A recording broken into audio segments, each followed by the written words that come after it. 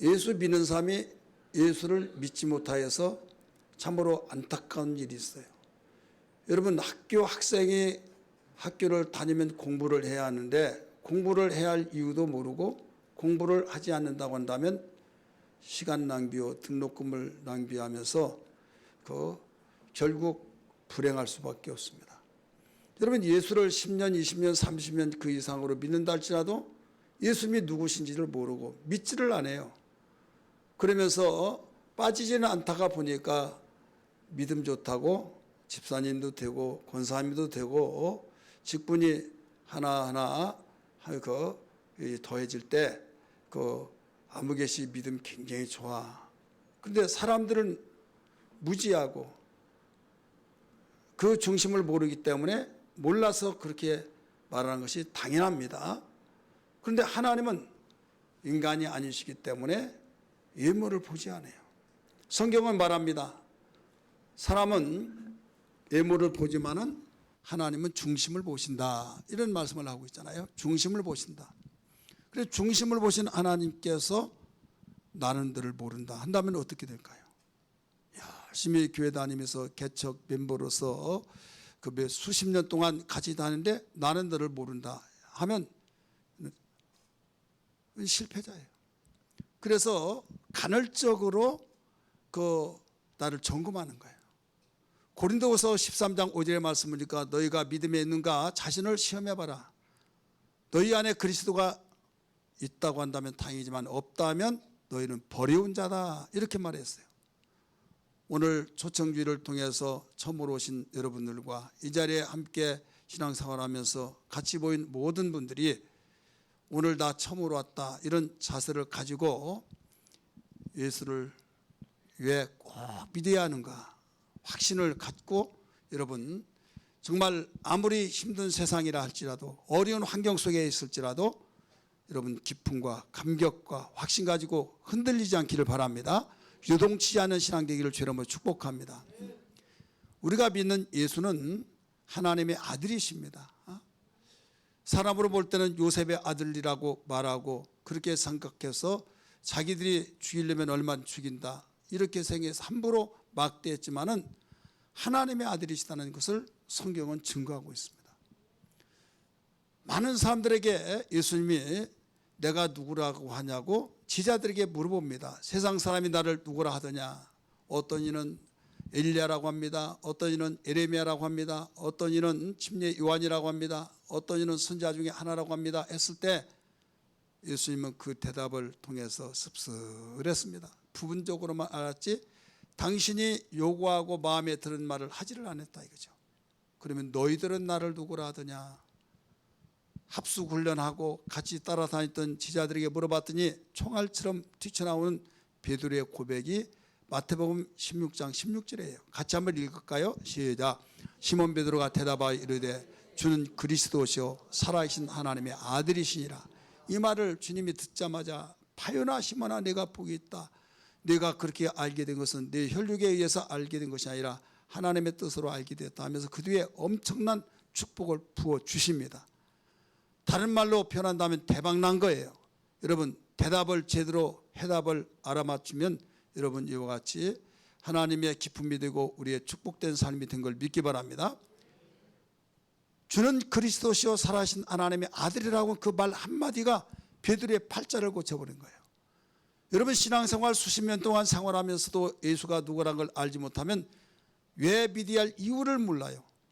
여러분 그 사람이 누군지를 모르면 믿을 수가 없잖아요. 그래서 믿기 이전에 예수님이 누구신가 이걸 먼저 알아야 될 줄 믿기 바랍니다. 어떤 사람이 지금은 사귀어보고 결혼하고 결정해서 이제 날짜 잡고 그렇지만 옛날에는 한 번도 신랑 신부를 당사자끼리 알지를 못해요. 우리 큰누님이 결혼식 때 가가지고 신랑이 누군지가 알았어요. 참 이쁘긴 이쁜데 참 키가 조금 어떤 청년이 왔네. 그런데 그 사람이 자기 결혼할 대상자라는 거죠. 그러니까 그만큼 알지 못하고 결혼하는 경우에 있다고 한다면 그래도 부모가 맺어줬으니까 해서 인내를 가지고 살고 그랬지만은 여러분 지금은 우리가 그렇게 하라고 하더라도 할 사람도 없어요. 누구냐? 그래서 사귀어봐야 한다 이렇게 말을 하잖아요. 내가 일생 동안 믿어야 할 예수가 누구란 걸 알지 못하고 믿는다는 것은 여러분 무작정 그냥 신념으로 믿고 또 맹종할 수는 있을지라도 진정한 믿음이 될 수가 없는 거예요. 우리 의광교회 모든 성도들, 이 자리에 초청을 받고 오신 여러분들과 함께 한 모든 성도들이 맹종자가 아니라 신앙자가 되기를 바랍니다. 예수는 하나님의 아들이시다 이거죠. 그리스도라는 거예요. 그리스도 기름 부음을 받았다. 어떤 자에게 기름을 붓습니까? 구약 성경에 기름 부은 자는 세 사람에게 기름 부어요. 왕에게 기름 붓고 하나님의 종에게 선자들의 기름 붓고 그 다음에 누구에게 또 부어요? 선지자, 왕, 제사장. 그러니까 이 세 가지 직을 함께 가졌다고 해서 예수가 그리스도라 이렇게 말하는 거예요. 예수는 그리스도이시다. 기름 부음을 받았다 이게. 왕이 되기도 하고 선지자 되기도 하고 제사장 되기도 하고. 그리고 왕은 알겠는데 선지자는 뭐냐? 하나님이 보내서 하나님의 말씀을 전해준 자를 선지자라고 그래요. 그리고 제사장은 인간은 죄인이기 때문에 하나님께 접근할 수가 없어요. 근데 대리자를 하나님이 세워주셔서 중보자를 세워줘서 하나님께 중간 역할을 하는 거예요. 그래서 그 사람을 통해서 죄 문제를 해결받고 살게 되는 것이죠. 이렇게 세 가지 직책은 너무 중요한데 하나님의 기름을 부어서 세운다 이거죠. 예수님이 세 가지 직을 가지신 분이다 이런 뜻이에요. 그래서 예수님이 이 세상에 오셨을 때 마가는 뭐라고 고백하고 있는가 하면 마가복음 1장 1절에서 하나님의 아들 예수 그리스도는 복음의 시작이라 이런 말을 해요. 복음의 시작이라. 복음이란 말은 깊은 소식이에요. 깊은 소식인데 이 세상에서 한 번도 들어보지 못하고 세상의 모든 깊은 소식은요 여기는 깊은데 여기는 통곡합니다. 우리 아들이 정북에서 1등 했다 그러면 2등 한 자는 통곡하잖아요.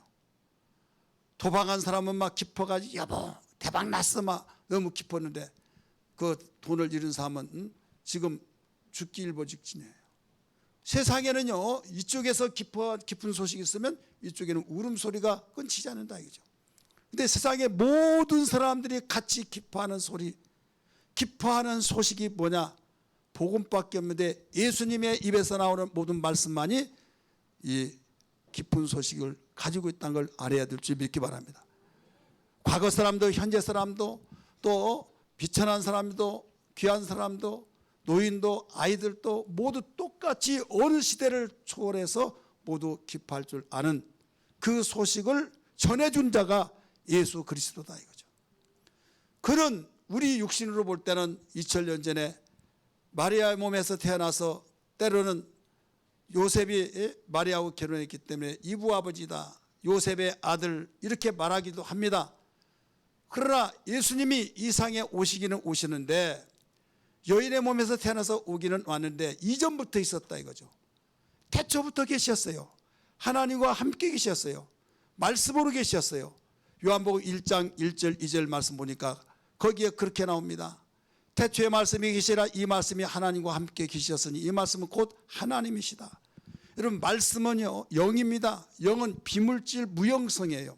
어떤 형상도 없고 눈에 보이지도 않기 때문에 눈에 보이는 것만을 추구한다면 야 하나님이 어디 있냐 보여달라 막 이런 사람들이 있지 않습니까?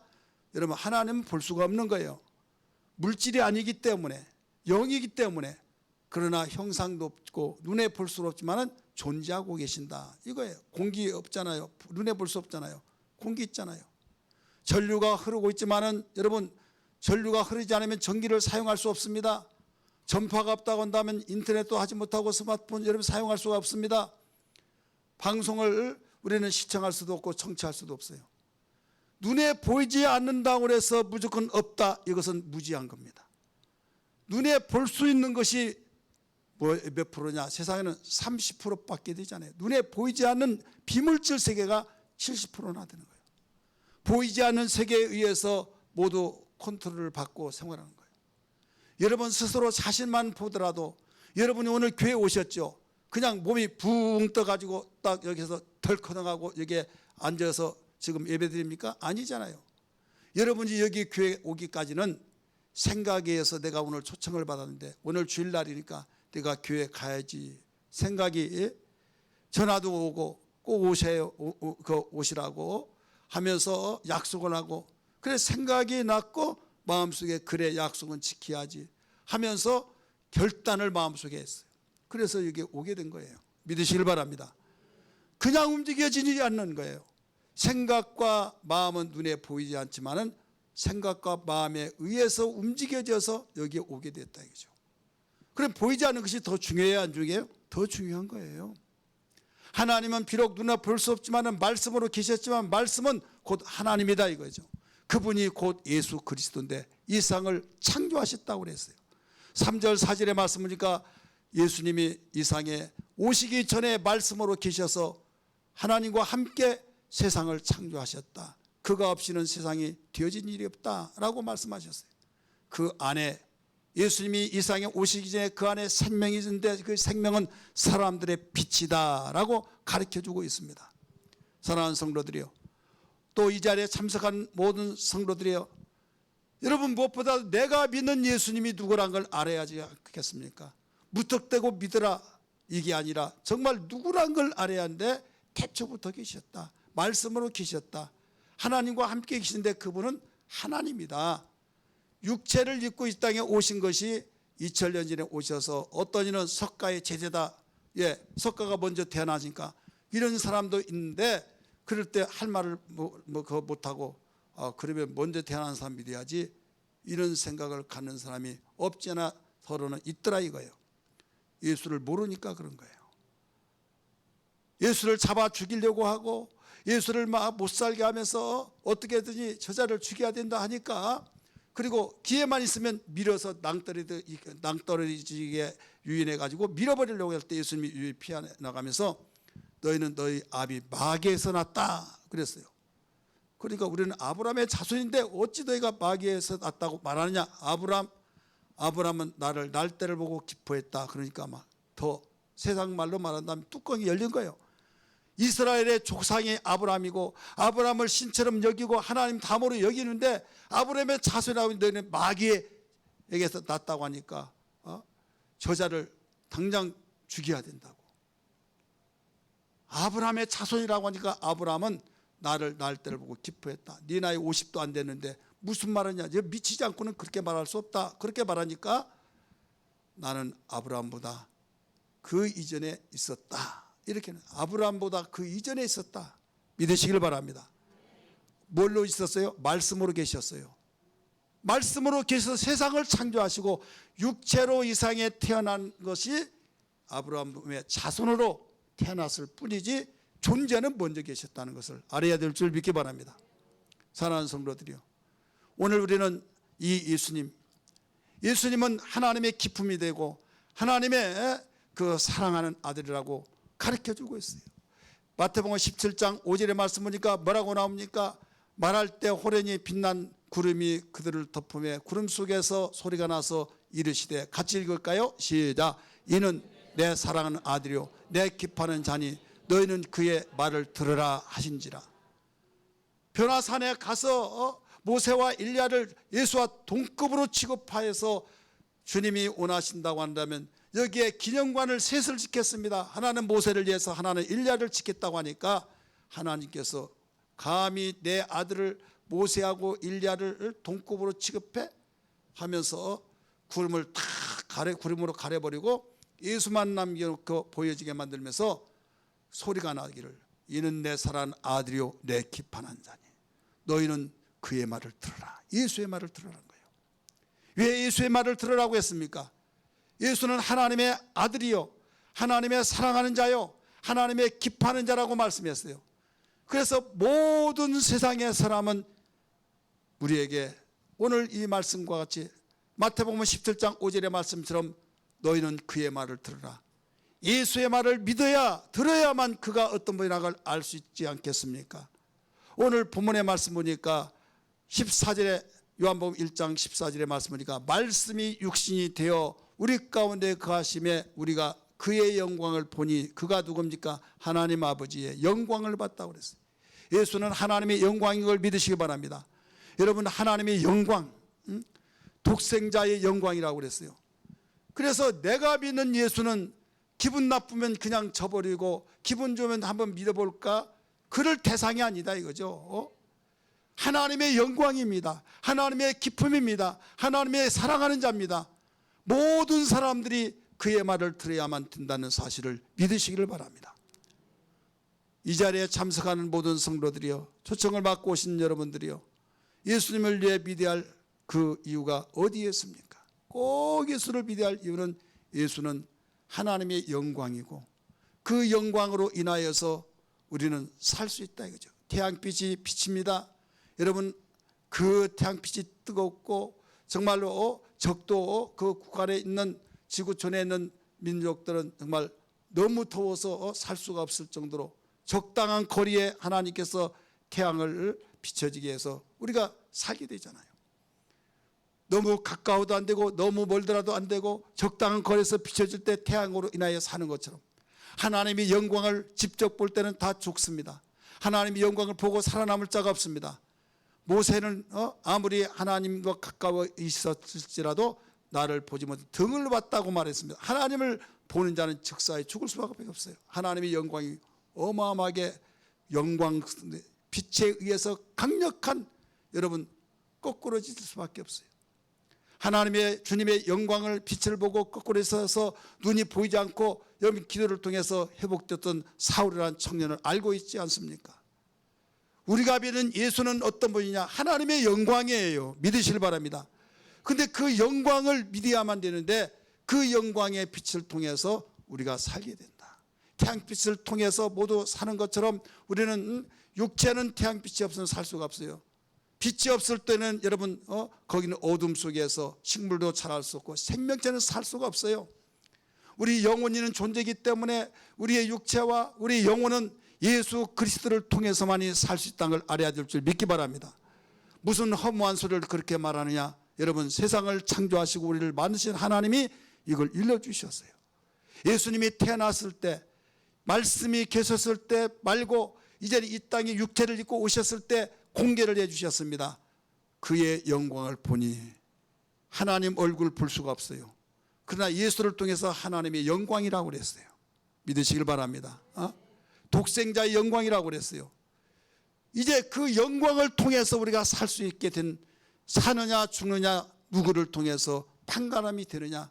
예수를 통해서 믿으면 살고 믿지 않으면 죽는다. 이걸 일러주고 있는 거예요. 오늘 여러분 처음으로 교회 나오셔서 듣는 분들, 혹은 여러분 지금 예수 그동안 몇 수십 년 동안 믿다가도 나는 그렇게까지 세게 믿지 않고 싶다, 나는 그렇게 극단적으로 믿고 싶지 않다, 적당하게 믿으려고 한다라고 생각한 얄팍한 육신의 생각으로 여러분 믿으면 여러분은 10년 20년 믿더라도 종교인은 될지언정 하나님의 사랑을 받을 수가 없습니다. 왜 종교인이 되느냐?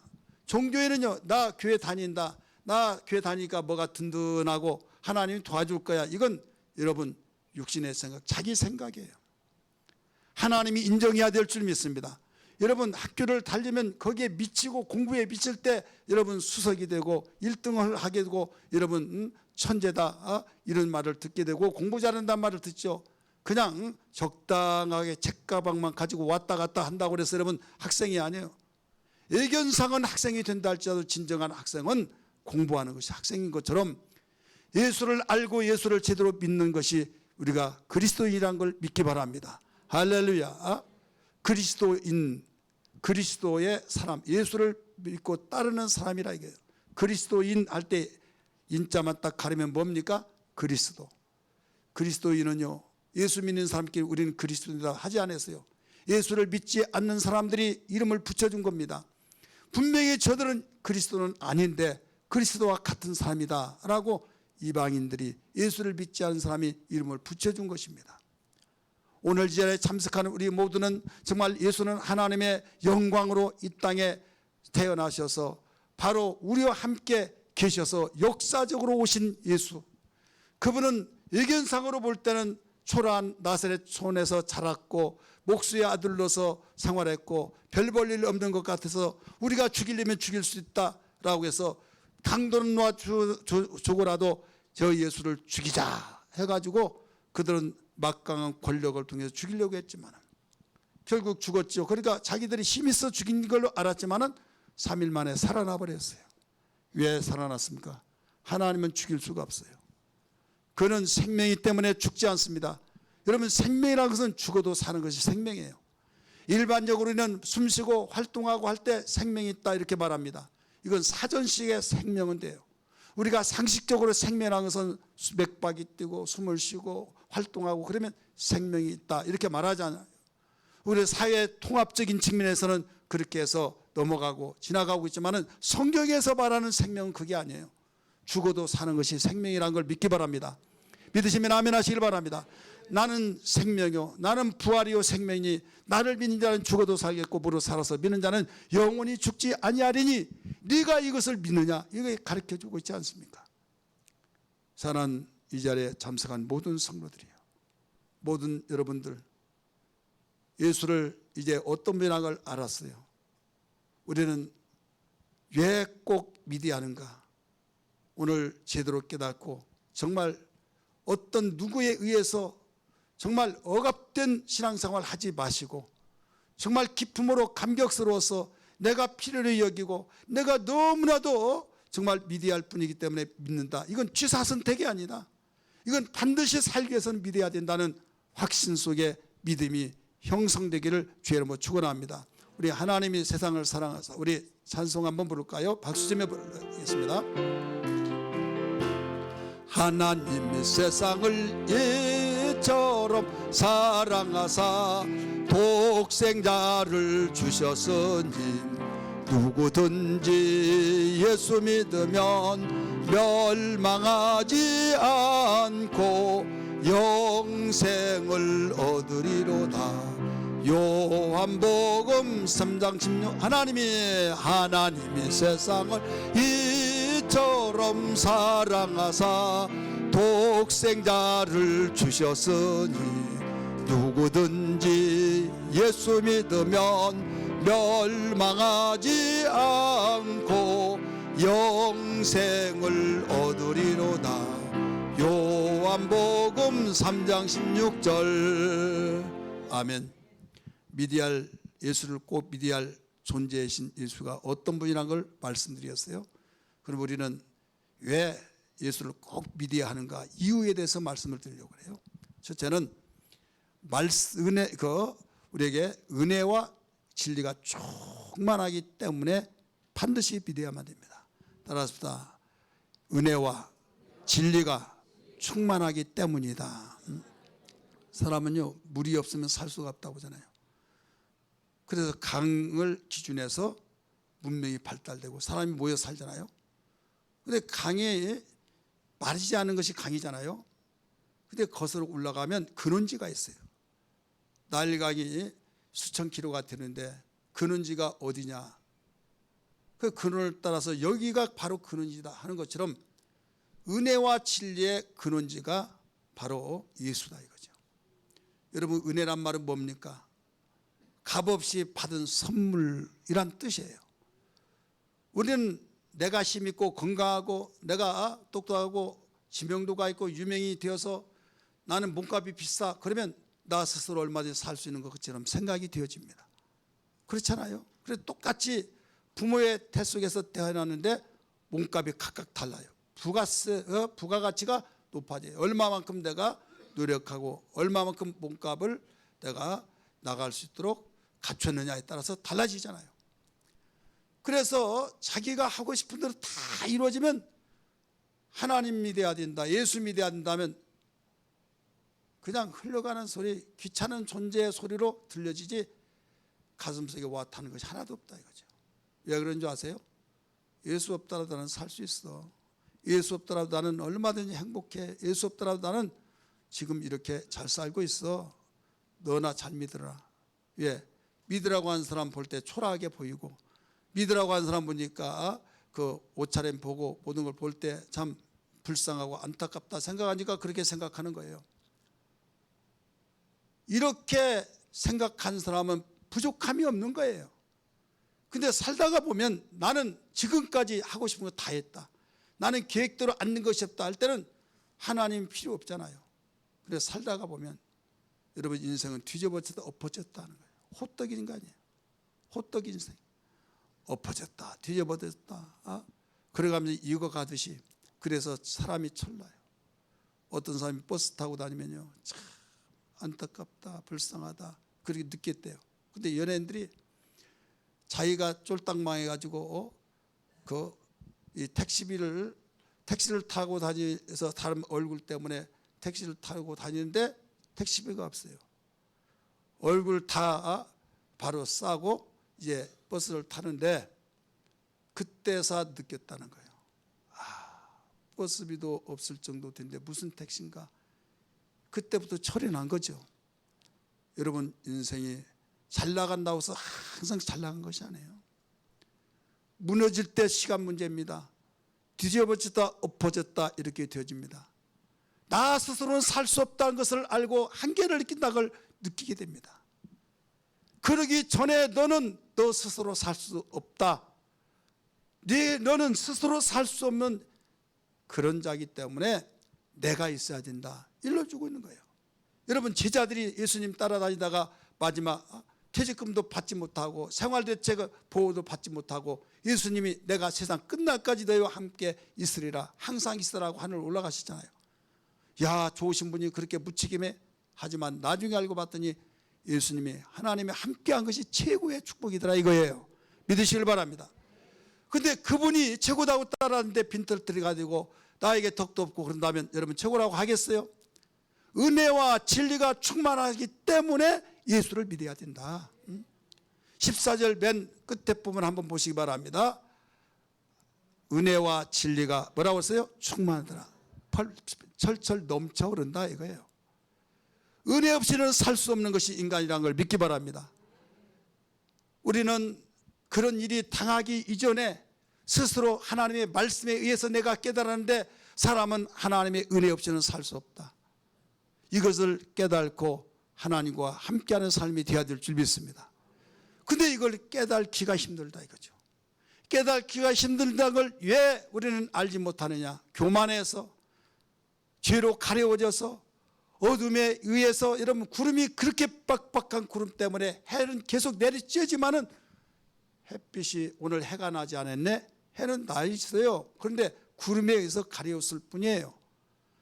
하나님의 그 영광, 하나님의 그 은혜, 하나님의 그 진리가 그 풍성하게 충만한데 나는 은혜도 받지 못하고 진리를 모르기 때문에 내 생각이 맞다고 하니까 주님의 진리를 가르쳐 줬음에도 불구하고 이게 잘못됐어 하고 저버리고 내가 원했던 걸 택하다 보니 후회만 막심하고 그렇게 모아두고 그렇게 가고 있는 것이 옳다고 주장해서 와르르 무너져 버릴 때가 얼마나 많습니까?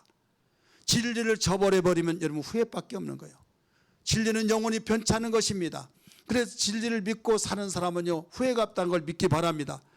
그래서 예수 믿고 나에게 세상 사람이 말한 용어로 말하면 대박나고, 그런데 대박나지 못하고 보일 때 야 예수 믿더라도 이게 뭐야, 내가 잘못 믿었나, 예수 잘 믿으면 이렇게 복 받는다고 하는데 내가 이렇게 어림의 신세를 면치 못하고 그럴 때 갈등을 느껴요. 예수 믿다가 시험 들고 예수 믿다가 예수 믿는데 뭐 잘 뜬다고 다 자기의 뭐가 맞이하지 다 그런 거 아니야. 이때 함정 속에 들어가고 있는 거예요. 여러분 우리 인생은 하루살이 인생이 아닙니다. 영원히 사는 존재라는 걸 믿기 바랍니다. 한시 이 세상에 사는 가운데서도 여러분 수없이 뒤집어졌다 엎어졌다 하는데 잠시 내가 지금 힘들다고 해서 내가 지금 잘못된 길로 가고 있는 거 아닌가, 내가 지금 하나님이 나를 정말 사랑하신가, 나 정말 하나님 계신가, 예수를 꼭 믿어야만 되는가, 이런 식으로 생각하면 여러분은 지금 흔들리고 있다는 것입니다. 내가 믿는 예수는 하나님의 영광이시고 내가 믿는 예수는 은혜와 진리가 충만하셔서 그 예수 그리스도를 떠나서는 살 수 없다는 것을 확실히 믿고 흔들리지 말기를 주님으로 축원합니다. 그래서 오직 의인은 믿음으로 말미암아 살리라 라고 가르쳐 줬잖아요. 인간 스스로 살 수 없고 정말 나의 도움, 하나님의 도움이 필요해서 자기가 다른 종교를 섬기고 있으면서 다급하고 위기 상황이 있으면 아이고 하나님 하죠, 아이고 부처님 이렇게 말하는 사람이 있어요. 우릉쾅쾅쾅 하면서 바로 정말 삶의 이기 속에서 절망의 상태였을 때 자기도 모르는 사이에 알고 하나님이 마음판에 하나님 찾으면서 하나님 섬기고 하나님 없이 살 수 없다는 걸 알게 해주신 거예요. 우리는 그런 저런 일을 만나기 전에 미리 가르쳐 준 거예요.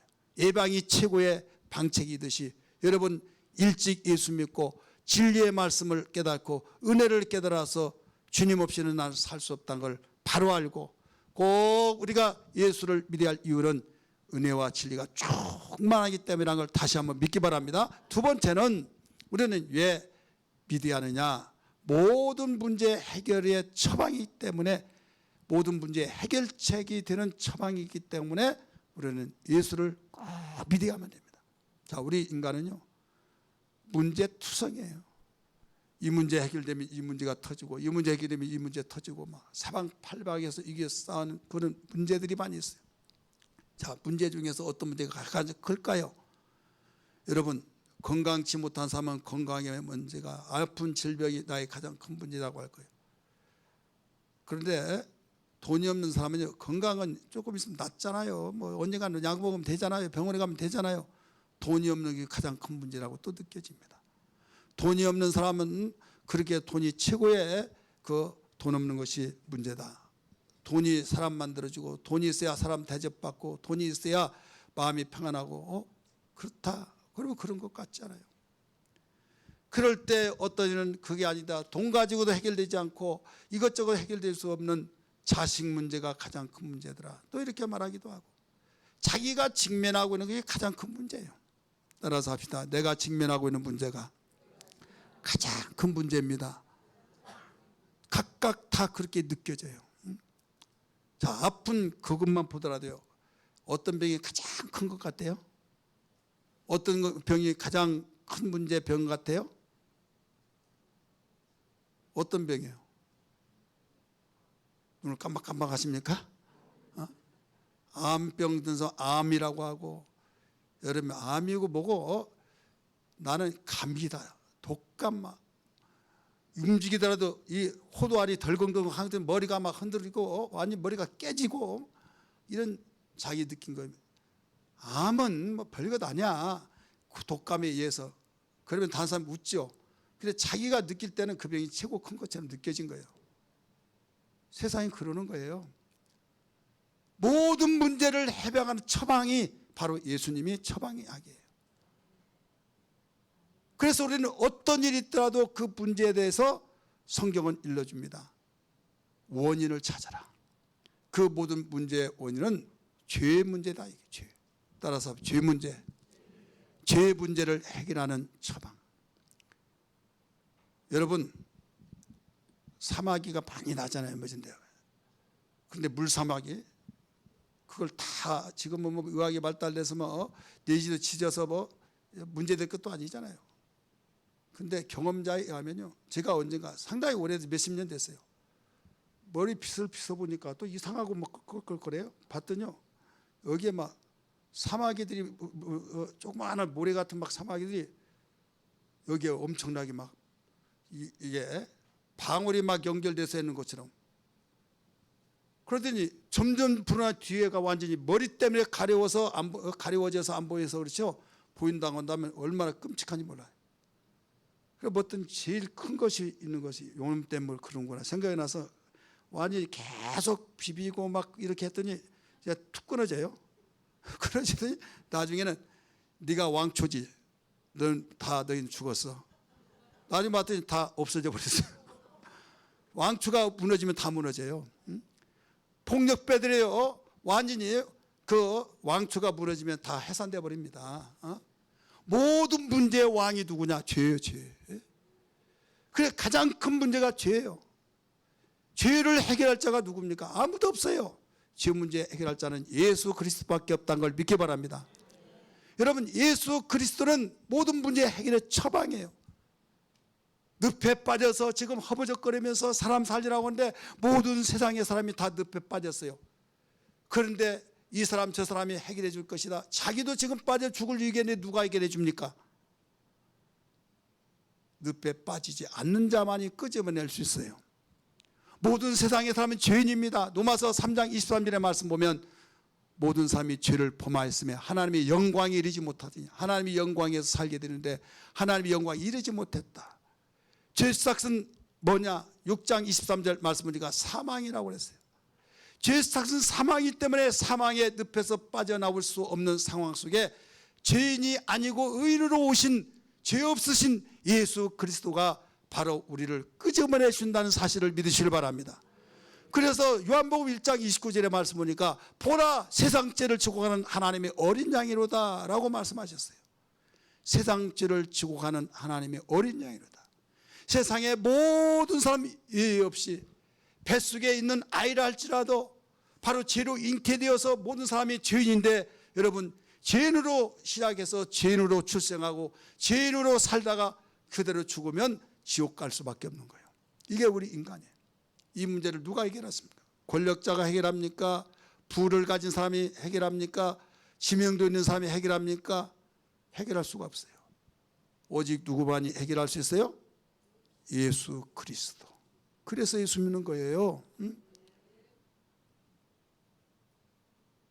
어떤 것으로도 해결할 수 없다 이 말씀이에요. 그리고 어떻게 해결을 해주시느냐? 세상의 모든 죄의 짐을 십자가에 짊어지시고 피 흘려 죽으셨어요. 그래서 구약에 예수님이 이 세상에 오시기 전부터 선지자들이 이걸 예언했어요. 세상 죄를 지고 가는 하나님의 어린 양이다. 그래서 구약시대는 죄를 해결하기 위해서 제사 지내잖아요. 양이 죽든지 송아지가 죽든지 염소가 죽든지 대신 죽어주잖아요. 예수님이 오셔서 이렇게 죽는다는 것을 예고를 해 주신 거예요. 이제 실제 예수님이 오셔서 죽으신 거예요. 세상의 사람은 이걸 모릅니다.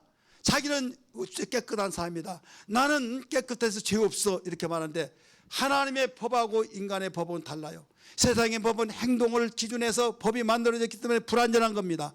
하나님께서는 중심을 보시고 생각과 모든 마음에서부터 다 추적해서 거기서부터 시작된 겁니다. 죄인이 아들 낳으면 죄 있는 것처럼 바로 죄인이 아들 낳고 해서 다 모든 세상이 죄인이 되어버렸어요. 하나님은 그 법으로 심판을 하십니다. 죄가 있어서 하나님의 영광이 가려워지고 하나님과 단절되어지고 모든 것이 하나님과 분리되어서 살다 보니 행복이 있을 수 있나요?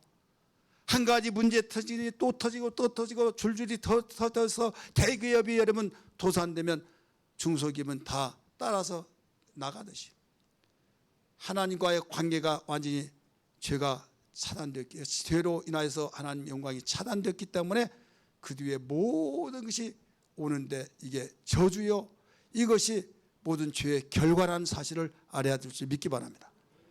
죽으면 해결될 줄 알고 다 죽어버리겠다, 죽으면 다 끝나는 거야. 여러분, 인간은 하루살이 존재가 아니에요. 영원한 존재입니다. 육체가 있고 영혼이 있어요. 육체는 흙에서 만들어져서 여러분 흙으로서 재료를 삼고 만들었지만 코에다 생기를 후 불어넣어서 영혼이 되었기 때문에 육체와 영혼으로 여러분 결합된 것이 우리 존재예요. 죽음이라는 건 뭡니까? 분리되었다는 뜻입니다. 하나님과 같이 살았던 인간이 분리되었을 때 이걸 영적 죽음이라고 말합니다. 육체와 영혼이 분리된 것을 물리적인 죽음이라고 합니다. 바로 천국에서 지옥으로 분리된 것을 영원한 죽음이라고 합니다. 분리된 거예요. 하나님과 함께 살아야 하는데 하나님과의 분리된 순간부터, 아담이 에덴 동산을 떠나서 분리된 순간부터 저주가 왔지 않습니까? 이것을 하나님은 아시기 때문에 독생자 예수를 이 땅에 보내어서 하나님의 영광으로 나타나게 하셔서 죽지 않더라도 되지만은 여러분의 죄를 위해서 죽으셨다 이거예요. 세상의 죄짐을 다 짊어지고 세상 모든 사람의 죄를 위해서 죽었다 이거죠. 왜? 죄 문제 해결되면 모든 걸 해결이 되기 때문에. 근데 알아요 몰라요? 모르죠. 너 모르니까 너 필요 없어. 내 죄는 안 갚아주고 아는 사람만 갚아줄게, 그거 아니에요. 하나님 믿든 안 믿든 다 갚아주었어요. 믿으시기 바랍니다. 그 뒤로부터 죄라는 것은 죄에 대하면 저희가 나를 믿지 않는 것이요, 요한복음 16장 9절에 가르쳐줬잖아요. 죄의 정의가 달라졌어요. 주 예수를 믿어라, 그러면 너와 내 집이 구원을 얻으리라 말씀했어요. 예수를 믿는 순간부터 여러분 완전히 신분이 바뀌어집니다. 죄인에서 바로 의인이 되어진 것입니다. 믿습니까? 예수는 이 상에서 모든 사람이 죄인이지만은 하나님께서 율법과 선자들이 말한 한 의가 나타났다고 말씀했습니다. 로마서 3장 21절 22절을 볼까요? 한번 같이 읽겠습니다. 시작. 이제는 율법에 하나님의 한 의가 나타났으니 율법과 선자들이 증거를 받은 것이라. 곧 예수 그리스도를 믿음으로 말미암아 모든 믿는 자에게 미치는 하나님의 의인이 차별이 없느니라. 예수는 하나님의 의입니다. 나를 위해서 죽었을 뿐이지 그분은 우리같이 죄 때문에 죽은 것이 아니에요. 이것을 믿으라는 겁니다. 나를 위해서 죽었다는 걸 믿고, 그러면 내 죄값을 주님이 다 대신 갚아줘 버렸기 때문에 나는 이제 살 길이 열렸다는 거예요. 믿습니까? 그래서 26절 27절 말씀하시기를 26절 같이 읽을까요? 로마서 3장 26절 시작. 곧 이때 자기의 의로우심을 나타내사 자기도 의로우시며, 자기가 누구예요? 예수님이 의로우시며 또한 예수 믿는 자를 의롭다 하려 하심이라. 에이, 그런 것이 어디 있어? 말도 되지 않은 소리. 그럴까 봐 무슨 법으로냐? 믿음의 법으로라는 거예요. 27절 맨 끝에 보면 믿음의 법으로니라. 하나님이 심판하실 그 믿음의 법으로, 하나님의 법으로. 그러니까 사람들은 나이가 조금 착한 일 했다고, 좋은 일 했다고, 나 죄 없어, 나 죄 없어 이렇게 말하는데 그걸로 자랑할 수가 있는 행위가 없다는 거예요. 여러분, 강도가 돈 뺏고 사람 죽이고 돈을 모아가지고 장학금 준다고 해서 여러분 좋은 일 한 겁니까? 그 자체만을 볼 때는 좋은 일 한 것 같죠. 부잣집 돈을 다 털어서 가난한 사람 도와주고 그러면 아, 그 사람 의적이라고 하고 그렇게 말합니까? 아니에요. 오늘 우리는 예수님만이 하나님의 아들로 이 땅에 오셔서 태초부터 계시고 천지를 창조하시고 생명이 그 안에 있고 사람들의 빛이기 때문에 우리는 예수를 믿어야만 살 수 있는 걸 믿기 바랍니다. 죄인으로서 죽을 수밖에 없었지만은 우리의 죄 문제를 다 대신 죄값을 지불해 주시고 이제 이 사실을 믿으라 말씀하신 거예요. 오늘 이 자리에 참석하신 모든 여러분들이요, 정말 내가 예수를 믿으려면 예수를 알아야 하지 않겠습니까? 예수는 하나님의 영광이십니다. 예수는 은혜와 진리가 충만하신 분입니다. 모든 문제를 해결하시는 바로 열쇠가 되신 것입니다. 그래서 주 예수를 믿으라. 그래야만 너와 네 집이 구원을 얻으라고 말씀했지 않습니까? 예수를 믿어야겠어요? 안 믿어야겠어요? 꼭 믿어야만 됩니다. 믿고 싶어서 믿고 믿지 않고 싶어서 안 믿고 그게 취사 선택이 아니에요. 살 길을 찾으려면 믿어야만 됩니다. 예수를 믿어야만 살 길이 있는 겁니다. 왜? 죄 문제를 해결하니까. 하나님이 가장 싫어하는 것이 죄거든요. 세 번째, 예수를 꼭 믿어야 할 이유. 세 번째는 진정한 행복자가 되기 때문입니다. 한번 따라합시다. 진정한 행복자가 되기 때문이다. 진정한 행복자가 되기 때문에. 예수 믿으면 행복이 시작돼요. 예수 믿으면 이 땅에서 복 받아요. 예수 그는 생명이요. 예수 그는 소망이요. 예수 믿으면 행복이 시작되네. 우리 박수치며 부릅니다. 예수 믿으면 하나님 자녀 되요. 예수 믿으면 기도할 때 응답돼요. 예수 그는 생명이요. 예수 그는 소망이요. 예수 믿으면 행복이 시작되네. 예수 믿으면 이 세상 떠날 때에 예수 믿으면 천국에 들어가요. 예수 그는 생명이요. 예수 그는 소망이요. 예수 믿으면 행복이 시작되네. 가사 맨 끝에 예수 믿으면 행복이 시작되네. 예수 믿지 않으면 행복이 시작된다? 안 된다? 행복될 수도 없는 거예요. 아, 그런 것이 나는 예수 안 믿더라도 나 행복한데, 그런 사람이 있을까요? 없을까요? 제가 그래서 여러분 예수 믿지 않으면 진정한 행복이 있을 수 없습니다. 그렇게 말을 열심히 하면서 전도를 합니다. 그러면 그런 것 같은 것을 읽어요. 웃기지 마라 미친 거다. 예수 믿지 않아도 행복하다. 너나 행복하라. 이렇게 말한다는 것을 알고 여러분 내가 예수 믿어야 진정한 행복이 있다고 말하면 이 미친 거다. 예수 나 믿지 않더라도 나는 행복하다. 너나 잘 믿으라. 그런 사람이 여러분 있을 것입니다. 그러면서 이야기해요.